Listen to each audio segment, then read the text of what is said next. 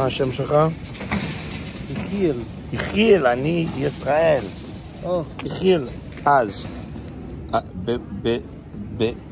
איזה ידיים יש לך?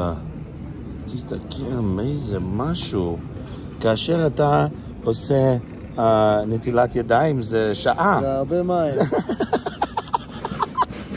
אוקיי, so, ביום האחרון, מה הדבר שלמדת בתורה שזה היה מאוד חזק לך?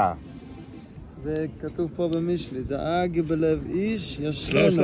לאט לאט אני מדבר אנגלית. דאגה בלב איש. מה זה דאגה? דאג, worry. זה כאשר אתה לא מפריד או מפריע או... מישהו מפחד ממשהו, לא אוקיי, יודע מה הולך דאגה להיות. בלב איש ישכנה. זה אומר שצריך לחופף את הדאגה. להופך את זה. הייתי בטלפון עם אשתי ואמר אותו דבר. צריך להפך. גם אני אומר שזה כותל, זה לא כותל. ההפך, זה דלת. נכון? נכון, בדיוק. זה תורה. שההפך.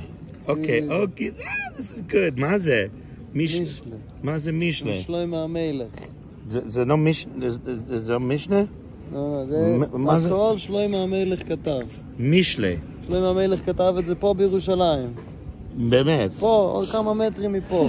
ימינה, בצד ימין. This is great. Okay, so, דאגה בלב איש ישכנה. להפוך. ודבר טוב ישמחנה. זהו! לא צריך יותר מזה. כי בשמחה תצאו. איזה משהו. That's it. דאגה בלב איש ישכנה ודבר טוב ישמחנה.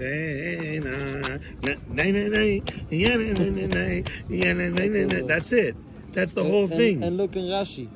Oh, what does Rashi say? What does Rashi say? ודבר טוב ישמחנו, אז מה זה? יעסוק בתורה. יעסוק בתורה. והיא תשמח את הדאגה של ליבוי. ולמדתי אתמול בזוהר, לקחתי זוהר ופתחתי בדף, ומה זה היה?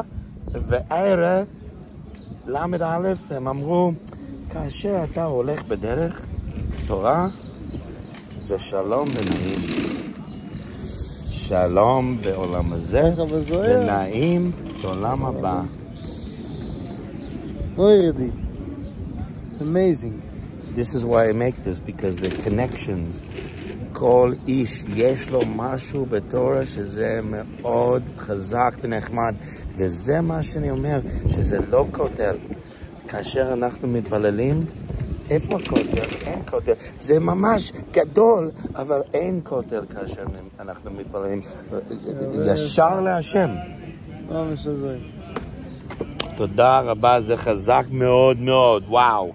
אוקיי, זה ספר שאני צריך.